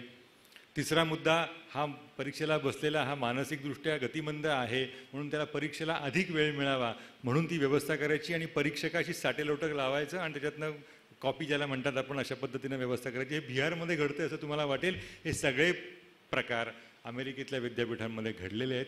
त्याची चौकशी सुरू झालेली आहे. हे सगळं काय दर्शवतं? हा वैचारिकतेचा तो जगाचा गोंधळ झालेला आहे. इकडे जायचं का तिकडे जायचं ह्याच्यातनं एक प्रचंड प्रमाणावरती आपण मानसिक संतुलन, वैचारिक संतुलन घालून बसलेलो आहोत. ज्याच्यातनं मुक्त अर्थव्यवस्थेचा पुरस्कार केला गेला त्याच मुक्त व्यवस्थेच्या केंद्रामध्ये हा एवढा मोठा आर्थिक गैरव्यवहार झाला. ज्या न्यूझीलंडमध्ये, ज्या ऑस्ट्रेलियामध्ये अत्यंत सुरक्षित वातावरण मानलं जात होतं, त्याच ऑस्ट्रेलियामध्ये मशिदीवरती गोळीबार माथे फिरून केला आणि 50 माणसं हाकनाक गेली.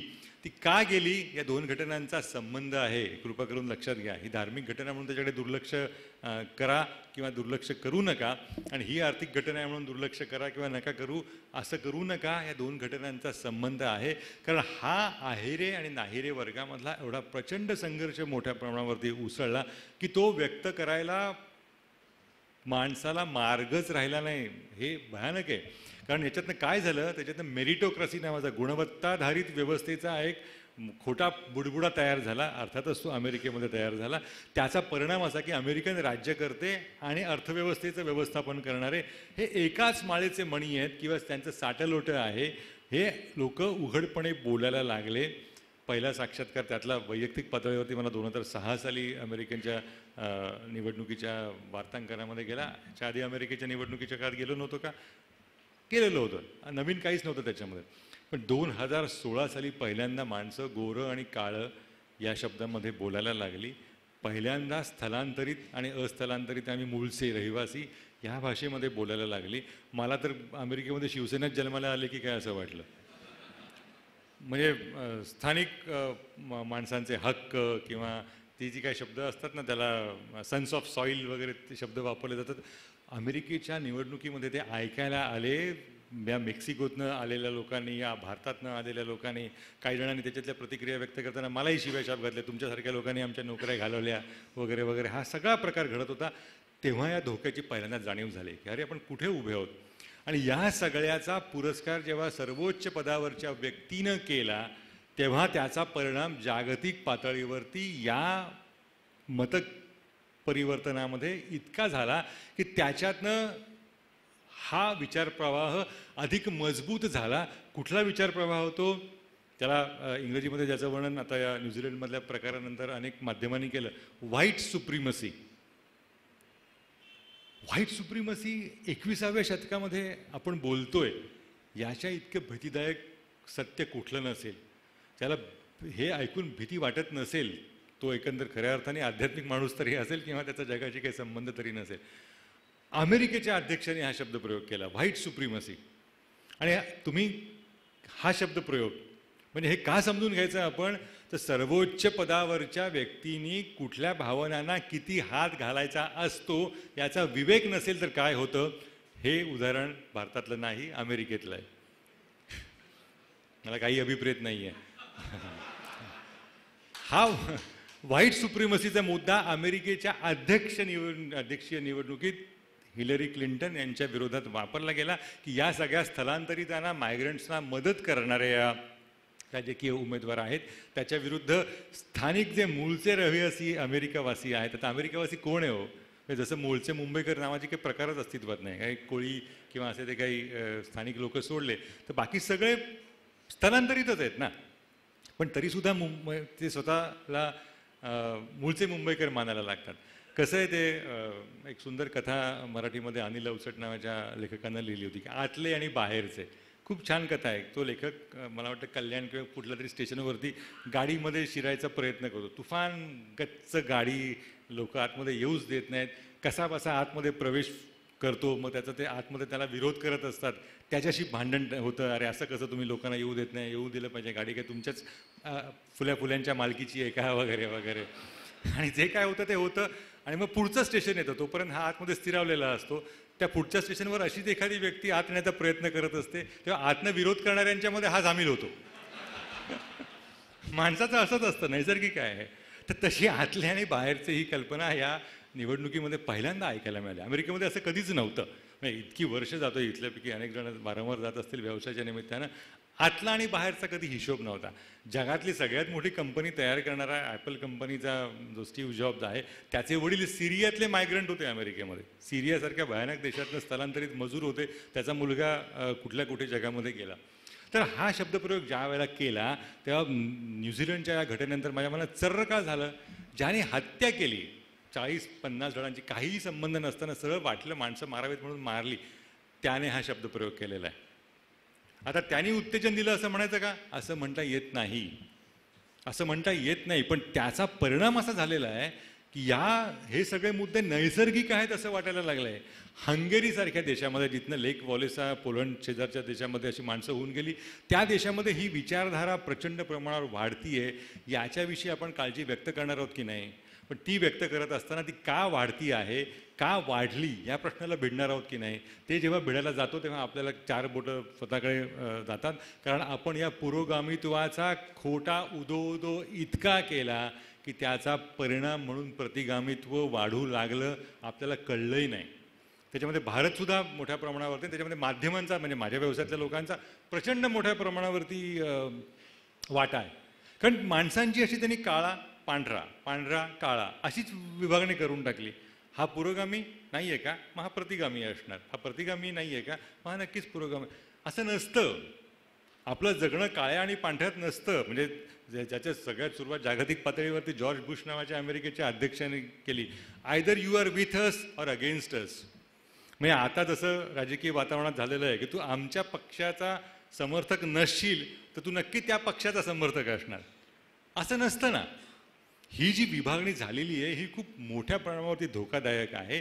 त्याचा परिणाम ह्या जो सगळा लंबक इकडून तिकडे गेला त्याचा तशा होण्यामध्ये झालेला आहे. आणि जेव्हा माध्यमांचा दोष देतो मी, हे माध्यमांनी केलं.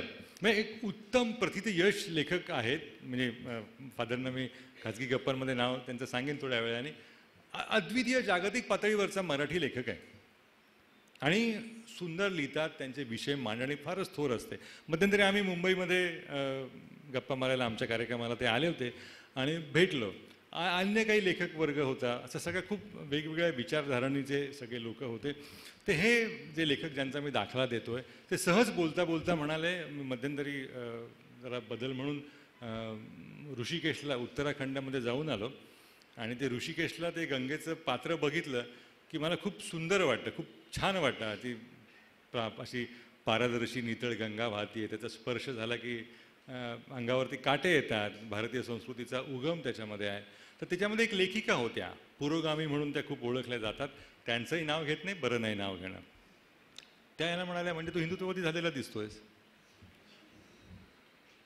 इथे धोका आहे. गंगेचं कौतुक करणं, गंगा पाहिल्यानंतर भारतीय नागरिक म्हणून वाटायला हवं किंवा न वाटायला हवा हा मुद्दा सोडा, पण एखाद्याला वाटत असेल तर म्हणून तुम्ही त्याच्यावरती विचारधारेचा शिक्का मारणं, याच्या इतकं पुरोगामित्वाचं पाप दुसरं कुठलंही नाही. ते या व्यवस्थेनं सातत्यानं केलं. वैयक्तिक माझ्या निष्ठा काय आहेत हा मुद्दाच गौण आहे. पण या देशामधली 99% जनता ही सश्रद्ध आहे. असावी का नसावी हा मुद्दा वेगळा. त्याची कशा ना कशावरती तरी श्रद्धा आहे, धर्मविचार असेल, सामाजिक विचार असेल, पण त्या विचारावरती त्याचा एखाद्याचा विचार श्रद्धा असेल तर त्या विचाराचा पुरस्कार न करणारा त्या विचाराचा शत्रू नाही ठरत. या देशाचा अत्यंत पुरोगामी म्हणून ओळखला जाणारा पंडित नेहरू नावाचा इसम त्या गंगेचं वर्णन करून बसलेला आहे. या देशातला अत्यंत पुरोगामित्वाचा उगम ज्यांच्या विचारधारेमधनं झाला आणि त्याच्यामधनं लालू प्रसाद यादव आणि मुलायम सिंग यांच्यासारखे गणंग तयार झाले, त्या लेखकाचं नाव राम मनोहर लोहिया. त्याने भारतीय माती, भारतीय संस्कृती, भारतीय नद्या याच्याविषयी अत्यंत रोमॅन्टिक अतिशय सुंदर लिखाण करून ठेवलेलं आहे. ते लिखाण पारंपरिक धर्मवाद्यांना सुद्धा करता आलेलं नसणार, कारण हा मुद्दा धर्माचा नाही आहे, हा विचाराचा आहे, हा संस्कृतीचा आहे. त्या संस्कृतीचं अस्तित्वच तुम्ही नाकारत गेलात.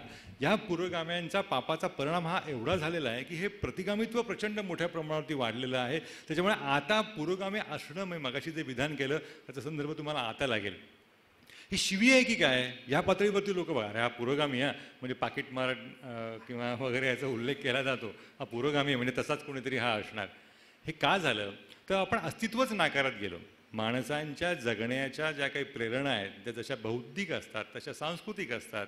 धार्मिक असायला का नसाव्यात हा त्याचा वैयक्तिक प्रश्न आहे, पण त्याच जेव्हा तुम्ही नाकारायला लागता तेव्हा ह्याच्यातनं एक प्रचंड मोठ्या प्रमाणावरती एक त्याचं एक हिंसक मनातल्या मनात तयार होतं. जे काही तयार होतं त्याच्यातनं माणसं त्याप्रमाणे कृती करतात आणि ज्या वेळेला या कृतीला सर्वोच्च पातळीवरती अप्रत्यक्षपणे असेल समर्थन दिलं जातं त्यावेळेला त्याचा परिणाम समाजच्या समाज हा अशा हिंसक वातावरणामध्ये तयार होण्यामध्ये होतो. आपल्याला लक्षात येत नाही आपण कशाचे बळी पडतोय. म्हणून ज्याला त्याला मला असं वाटतं, मी जेव्हा 9वी 10वीत होतो 78-79च्या वेळेला विजय तेंडुलकरांचं एक मुलाखतीतलं वाक्य मी ऐकलं, मला राग आला. म्हटलं हा माणूस असं काय म्हणतोय. तेव्हा ते म्हणाले की भारतीय वातावरणामध्ये ना प्रचंड हिंसा ठासून भरलेली आहे. असं कुठे हिंसा आहे. आता त्या म्हणण्याचा अर्थ जाणवतोय की अरे किती मूलगामी आहे. हे महत्त्वाचं आहे, कारण तुम्ही ती भरलेली आहे. माणसं सहजपणे किरकोळीतपणे माणसं एकमेकांना मारतात आणि जेव्हा त्याच्यातनं झुंडीचं मानसशास्त्र तयार होतं त्याच्यातनं तर हिंसा अधिकच वाढते. आपल्यापैकी रेल्वेने प्रवास अनेकांनी केला असेल. एरवी ज्याने मुलाच्या गालावर सुद्धा कधी चापट मारली नसेल अशी व्यक्ती 4 जण जर एखाद्या कथित किंवा तथाकथित पाकिट मारायला किंवा त्यांना जो पाकिट मारत वाटला असा वाटत असेल त्याला जेव्हा बुकलून काढत असतात तेव्हा हा सभ्य गृहस्थ जाता तो सुद्धा त्याला 2 थोबाडीत नेऊन बाहेर पडतो. हे का होतं? हे चुकीचं आहे असं म्हणा. याचं कारण तुम्ही मूलभूत जे मुद्दे आहेत त्या व्यवस्थेला केंद्रित करण्याकडे तुम्ही भरच दिलेला नाही आहे. समान न्याय असायला हवा, समान न्यायाची तुमची एक व्यवस्था असायला हवी. हे जेव्हा तुम्ही नाकारू लागता, समान संधी हा मुद्दा असेल, हे जेव्हा नाकारू लागता तेव्हा त्याचा एक परिणाम विचित्र पातळीवरती होतो. आणि हा मला असं वाटतं की धोक्याचा इशारा आहे. सध्याच्या जगाला दिला गेलेला हा धोक्याचा इशारा आहे. त्याच्या पाऊलखुणा हा म्हणजे काळाच्या प्रत्येक वर्षात, काळाच्या प्रत्येक टप्प्यावरती दिसत आलेल्या होत्या. म्हणजे फुकुयामासारखा लेखक असेल, नोम चोम्स्कीसारखा डावीकडनं मांडणी करणारा लेखक असेल, तो सांगत होता, दाखवतोय हे अशा पद्धतीनं ही पिळवणूक असेल, अशा पद्धतीनं ही मांडणी असेल ती खूप धोकादायक आहे. आणि त्या धोक्याच्या 4थ्या टप्प्यावरती आपण येऊन थांबलेलो आहोत. तो टप्पा आहे तुम्ही आम्ही आपल्या न कळतपणे ज्याचे बळी पडतो आहे तो म्हणजे माहिती महाजाल नावाची जे काही यंत्रणा तयार झालेली आहे त्या यंत्रणा म्हणजे इंटरनेट, सोशल मीडिया. मग याची जाणीवच नाही आहे. म्हणजे मगाशी यांनी उल्लेख केला माझ्या नावाचे जे काही वाक्य समाज माध्यमामध्ये मध्यंतरी आमच्या काळात आमच्या कार्यक्रमाला गुलजारजी आले होते. साहेबांनी तो उल्लेख केला होता की माझ्या नावाचं काय काय मी पुलवामाचं कसं घडलं त्याचं समर्थन केलं वगैरे असं वाटेल तेच चाललेलं असतं ते. तर मी तर खूपच या व्यवस्थेमध्ये काही फार मोठं असं स्वतःला मानत नाहीच आहे. गुलजारजी ऑफिसमध्ये आले होते आणि ते मुलाखतीमध्ये गप्पा मारताना असं म्हणाले, कृपा करून व्हॉट्सअपवरती फिरणारा माझ्या नावाचा मजकूर आणि मी यांचा संबंध लावू नका. त्यातल्या 99% कविता माझ्या नाही आहेत. व्हॉट्सअप विद्यापीठी वेगळीच संस्कृती तयार झालेली आहे. त्या संस्कृतीत प्रवेश घेणारा प्रत्येकजण हा डायरेक्ट कुलगुरूच झालेला असतो आणि याच्यातनं आपल्याला लक्षात येत नाही आहे हा मुद्दा.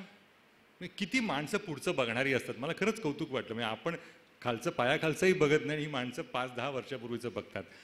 वॉल स्ट्रीट जर्नलनी 9 महिन्यापूर्वी एक जवळपास 2.5-3 पानं भरून स्वतःच्या अंकामध्ये मुखपृष्ठ कथा केली होती. त्या मुखपृष्ठ कथेचं शीर्षक होतं how internet is killing the democracy. त्याच्यानंतर इकॉनॉमिस्ट साप्ताहिकानं ती मुखपृष्ठ कथा केली आणि त्याच्यात त्यांनी दाखवून दिलेलं आहे की तुम्हाला कळत नाही आहे लोकांना. म्हणजे आपल्याला उद्देशून त्यांनी असं म्हटलं की तुमच्या विचारशक्तीवर नियंत्रण घेतलेलं आहे कुणीतरी. ऑलरेडी तुमचा मॉनिटरिंग सेंटर जे असेल मेंदूमधलं विचार क्षमतेचं, आपलं तर काय फार सोपं आहे, मुळातच ते अशक्त आहे आपलं, त्याच्यामुळे त्याच्यावरती नियंत्रण घ्यायला फार ताकद लावावी लागत नाही. त्या केंद्रावरती मिळवलेला आहे, कब्जा कोणीतरी मिळवलेला आहे हे दाखवून देत आहेत.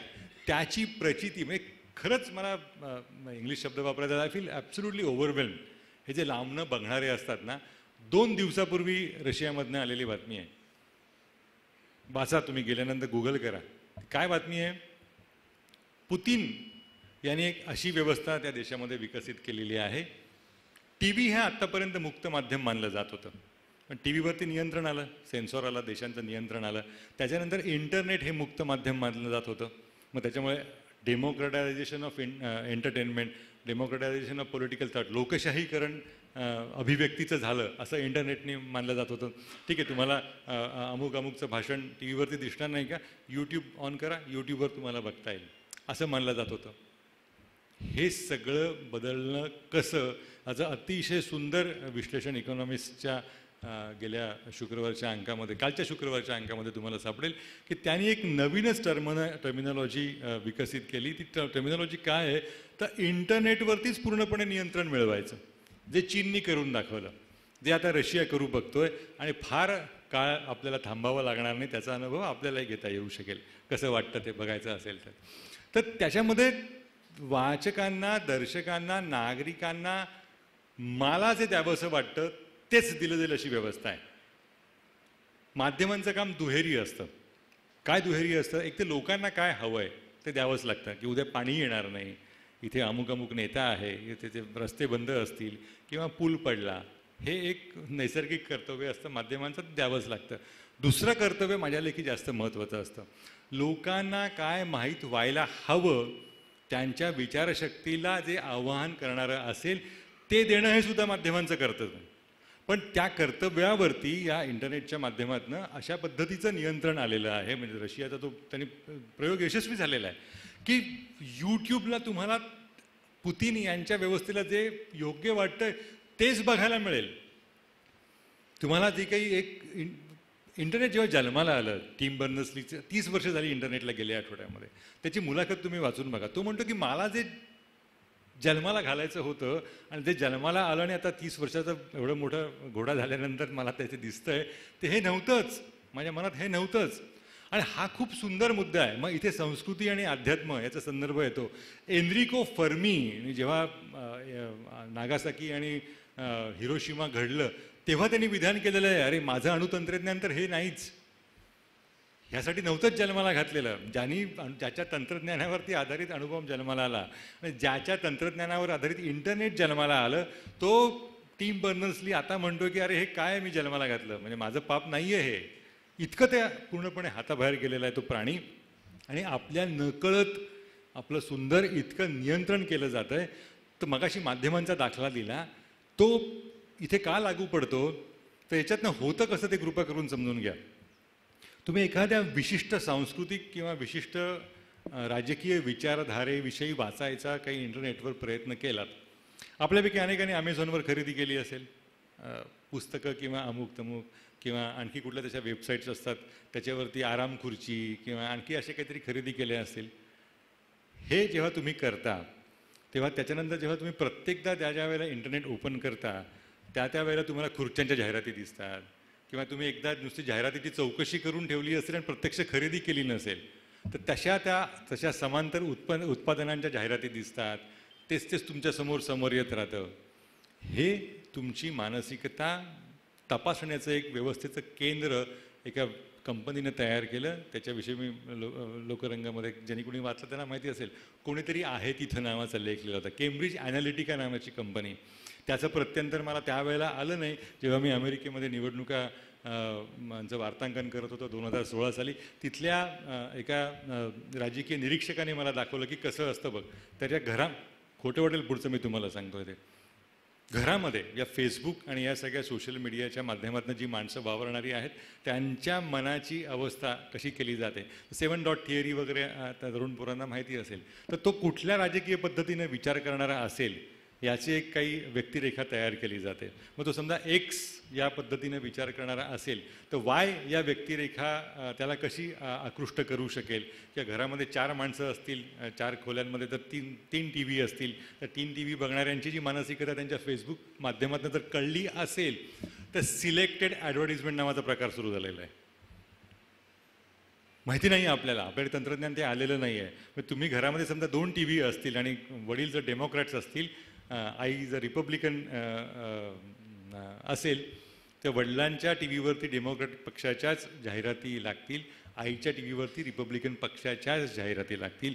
इतकं तुमच्या मनाच्या नियंत्रणाचं केंद्र तयार झालेलं आहे. आणि मी हे डोळ्याने बघितलं तेव्हा मला खरं वाटलं असं कसं होऊ शकतं. पण ती व्यवस्था झालेली आहे. त्याचा थेट फायदा ट्रम्प यांना निवडणुकीमध्ये मिळाला. त्याचा थेट फायदा या ब्रेक्झिटच्या प्रकरणामध्ये घडला. त्याच्या या मानसिकतेचे आपण इतके सहजपणे शिकार होतोय. मला तर तुम्हाला गंमत वाटेल, हा वैयक्तिक पातळीवरती अनुभव कधी आला. मी एका विशिष्ट कंपनीचा रिस्ट बँड, त्याला ते हेल्थ बँड किंवा स्पोर्ट्स बँड म्हणतात, तो वापरत होतो. अमेरिकी कंपनी आहे आणि तो रिस्टबँड आणि माझा मोबाईल हे सतत संपर्कामध्ये असतात. सगळ्यांनाच माहिती आहे, काय फार काही वेगळं सांगतोय असं नाही. तर एक दिवस मला असं झालं की काही विशिष्ट दिवसाच्या कॅलरीज बर्न करण्याचं माझं उद्दिष्ट असतं, प्रयत्न करतो, चालणं, व्यायाम वगैरे वगैरे. तर त्या दिवशी पूर्ण झालं असं हातामधलं बँड दाखवत होता. पण मोबाईलवरचा जो डाटा होता त्या डेटामध्ये ते अपडेट होत नव्हतं. 2 दिवस असे गेले की मला इथे दाखवतं आहे की माझा जो काही टास्क आहे दिवसाचं, ते काय उद्दिष्ट ते पूर्ण झालेलं आहे, मोबाईलमध्ये मात्र ते झालेलं नाही आहे. मग मी त्यांचं कॉल सेंटर असतं त्या प्रत्येक उत्पादनाचं, त्याला फोन केला. त्यांना म्हटलं असं असं घडतं आहे, काहीतरी सॉफ्टवेअरमध्ये तरी गडबड असेल किंवा माझं काहीतरी यंत्र बिघडलेलं असेल. त्यांनी नाव, नंबर, ते काय सगळे तपशील असतात ते सगळे विचारले. पुढचा प्रकार लक्षात घ्या, अतिशयोक्ती नाही, अनुभवायचा असेल तर तुम्ही हा प्रयोग करून बघा, तुम्हालाही जाणवेल. तर त्यांनी मला प्रश्न विचारला. अमेरिकन ॲक्सेंटमध्ये बोलत होता, कुठून बोलत होता काही कळत नाही, कारण कॉल सेंटर झाली जगभरात कुठेही असू शकतात. तर मी त्याला सांगितलं की परवा माझे 800 काही कॅलरीचं ते होतं, ते झालं, ते अपलोड झालं नाही आहे. आणि कालचं पण माझं 900 झालं, ते पण अपलोड झालेलं नाही आहे. तर मी म्हटलं परवा मी अमुक ज्या ठिकाणी राहतो तिथल्या तळ्याला 10 फेऱ्या मारल्या आणि कालही संध्याकाळी मी तिथल्या मैदानामध्ये जॉगिंग करून आलो. तर तुम्हाला वेट. त्यांनी तिथनं सांगितलं तुम्ही ज्या वेळेला 10 फेऱ्या मारल्यात तेव्हा तुम्ही त्यावेळेला तिथे नव्हतात, तेव्हा तुम्ही परळच्या रस्त्यावरती, ऑफिसच्या रस्त्यावरती होतात. आणि जेव्हा तुम्ही काल हे अमुक केलं असं सांगताय, तुमची वेळ काहीतरी चुकलेली आहे. मी कुठल्या वेळेला काय करत होतो याचा संपूर्ण तपशील त्याच्या स्क्रीनवर होता. अतिशयोक्ती नाही, नवीन पोरं इथे भरपूर आहेत, त्या सगळ्यांना हे माहिती असेल मी नवीन काय सांगतोय असं त्यांना वाटेल. पण हे इतकं त्यांनी सहजपणे मी अपडेट करून देतो, पण तपशील चुकला. मी सांगितलं 8 ते 9 जॉगिंग केलं, नाही तुम्ही 8:30ला म्हणाला अमुक ठिकाणी तिथे गेलेला होता तो. अरे बापरे, म्हटलं हे एवढं माझ्यावरती लक्ष ठेवतोय का. हा गमतीचा भाग म्हणून सोडून द्या. हे विचारशक्तीच्या पद्धतीनं सुद्धा होतं. नवीन एक शाखा विकसित झालेली आहे त्याच्यातनं, त्याचं नाव ॲनालिटिक्स. तुम्ही XYZ दुकानामध्ये क्रेडिट कार्ड स्वाईप केलं, XYZ दुकानातनं खरेदी केलीत, तर हा XYZ खरेदी करणारा माणूस कुठल्या आर्थिक स्तरातला असेल, त्याचं जगण्याचं प्रोफाईल काय असेल, आणि हा XYZ+ कॅटेगरीमध्ये जर जाणार असेल तर हा अचानक एखाद दिवस ABC कॅटेगरीजमध्ये का गेला, हा त्याच्या वागण्यातला एक फरक का दिसला. इतकं सगळं तुमचं मॅपिंग काहीही न करता सहजपणे संगणकाच्या माध्यमातून होतं. याच्यातनं परिणाम काय झाला आहे तर ज्या वेळेला माध्यमांचं काम काय असतं तर विसंवादी सूर दाखवून देणं. तुम्ही एका पद्धतीने जर विचार करत असाल तर ही पद्धतसुद्धा दाखवून देणं की बाबा रे की असं पण आहे. म्हणजे आणि एक तर मला खात्री पडलेली आहे की जगात अंतिम सत्य असं काही नसतं. अंतिम सत्य 10 सुद्धा असू शकतात आणि प्रत्येकसुद्धा तितकीच महत्त्वाची असू शकतात. तर तुम्ही हा एक्स जर विचार करत असाल तर वाय सुद्धा विचारधारा आहे. हे दाखवून देणं हे माध्यमांचं काम आहे. समाज माध्यमांमध्ये इंटरनेटच्या तंत्रज्ञानानं अशी व्यवस्था झाली की तुम्ही जी विचारधारा बाळगताय तीच बळकट करणारं साहित्य तुमच्या समोर येतं. तुम्ही डावीकडनं विचार करणारे असाल तर डावीच किती ग्रेट आहे अशा पद्धतीनंच तुमच्यासमोर साहित्य येत जातं. तुम्हाला लक्षात येत नाही आपली पूर्णपणे मानसिकता यातनं ताब्यात घेतली जाते आणि त्या ताब्यात घेतलेल्या मानसिकतेचा परिणाम हा आपण जेव्हा प्रत्यक्ष आयुष्यात वर्तन करायला जातो तेव्हा होत असतो. साधी गोष्ट आहे, तुमच्यापैकी अनेक घरातल्या मुलांनी लहानपणी कम्प्युटरवरती किंवा मोबाईलवरती मोटरसायकलचे किंवा कुठले तरी खेळ खेळले असतील. ते असे घरातसुद्धा बसल्या बसल्या असे होऊन खेळतात जसं काही खरोखरच ते वेगाने जात आहेत. पण त्याचा परिणाम काय असतो की जेव्हा त्यांना प्रत्यक्षात मोटरसायकल हातामध्ये मिळते तेव्हा तेच त्या मानसिकतेतनं चालवायला जातात. मग त्याचं काय होतं ते आपण अनेक चौकात बघत असतो. त्याचा मुद्दा असा आहे की हेच आपल्या वैचारिकतेच्या बाबतसुद्धा घडत असतं. आपल्या विचारधारेला पूर्णपणे ताब्यात घेणारी जी व्यवस्था तयार होते हे मला असं वाटतं खूप मोठं धोक्याचं लक्षण आहे आणि हे आजच्या अस्वस्थतेमागचं कारण आहे. आणि या सगळ्याचं मूळ ज्या अर्थव्यवस्थेमध्ये आहे त्याच्यामध्ये आपण बघतच नाही आहे. आणि ज्याला स्ट्रेट जॅकेट ॲप्रोच म्हणतात, त्यांनी असं केलं ना म्हणजे तो तसाच असणार, हा अमुक धर्माचा माणूस असा वागला ना म्हणजे तो तसाच असणार, अशी ज्याला सिम्पल सोल्युशन म्हणतात, ज्याला सिम्प्लिस्टिक सोल्युशन म्हणतात, अतिसुलभीकरण या सगळ्या व्यवस्थेचं केलं गेलं. त्याच्यातनं हा खूप मोठा गोंधळ तयार झाला. पहिला तो आर्थिक होता, त्या आर्थिक घोटाळ्याला धार्मिक स्वरूप लागलं, त्या धार्मिक स्वरूपाला इंटरनेटचं सहाय्य मिळालं आणि त्याच्यातनं 5वा येऊन थांबलेला आहे. तुम्ही त्याच्यातनं राज्यकर्त्यांनी राष्ट्रवाद नावाचा एक मोठा काहीतरी एक अकराळ विकराळ राक्षस तयार केला आणि या सगळ्या ताकदीचा वापर राष्ट्रवादी विचारासाठी कसा वापरला जाईल. राष्ट्रवादी म्हणजे पक्ष नाही आहे, म्हणजे उगीच कोणीतरी गैरसमज व्हायला नको समाज माध्यमामध्ये उगाच, त्याच्यासाठी कसा करता येईल याचं अतिशय उत्तम समीकरण तयार केलं. कारण त्याच्यातनं माणसं देश म्हटलं की एकत्र येतात पटकन. अरे बापरे, देशावरती हल्ला ह्या सगळ्या प्रेरणा ह्या इतक्या गोंधळून टाकणाऱ्या आहेत. आणि त्यात गणवेशातलं वगैरे असेल तर आपलं म्हणजे प्रेम बघायलाच नको. म्हणजे परवा जेव्हा हे पुलवामा घडलं तेव्हा अनेक टी व्हीचे अँकर मिलिटरी कपड्यामध्ये वृत्त निवेदन करत होते. याच्या इतका निर्बुद्धपणा दुसरा कुठला नाही.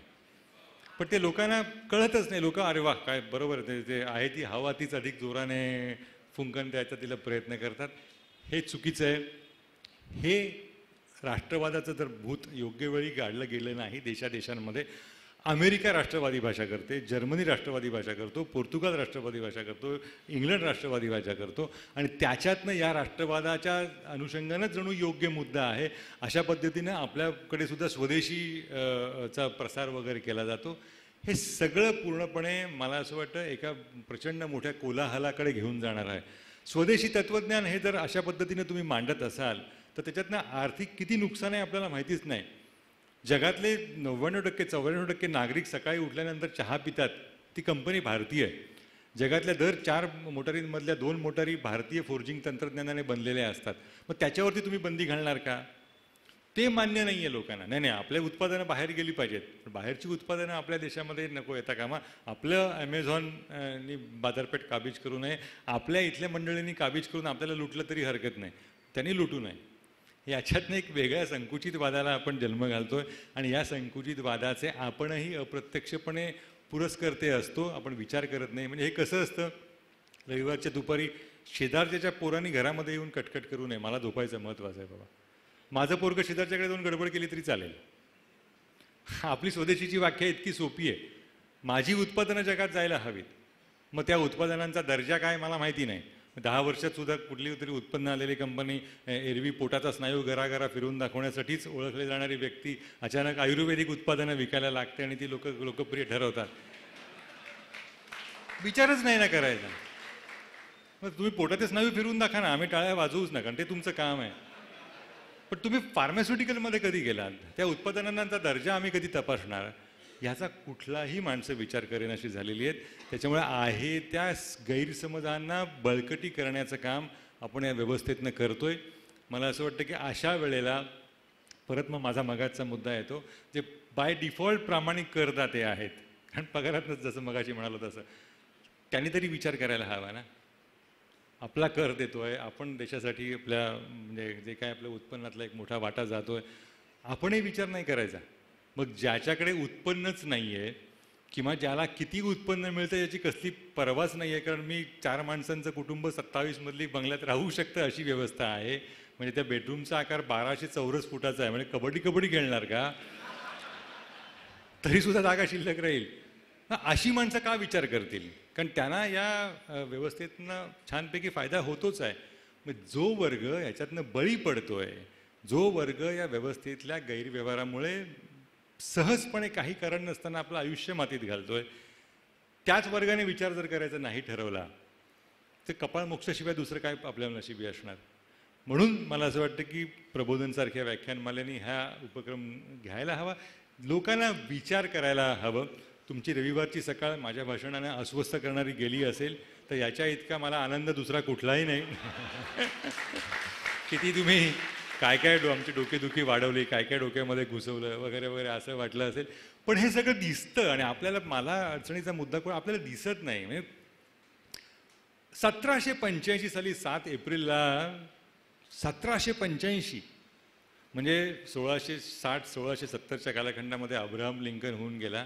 त्याच्यानंतर 100 वर्षांनी इंग्लंडमधला एक लेखक म्हणून जातो, ते वाक्य आज ब्रह्मवाक्य ठरतं. 1785 सॅम्युअल जॉन्सन म्हणून जातो, patriotism is a last resort of scoundrels. आणि ते जणू प्रत्येक देशोदेशीचं तत्त्वज्ञान आहे असं आत्तासुद्धा आपल्याला वाटतं. हे मला असं वाटतं खूप मोठेपण आहे.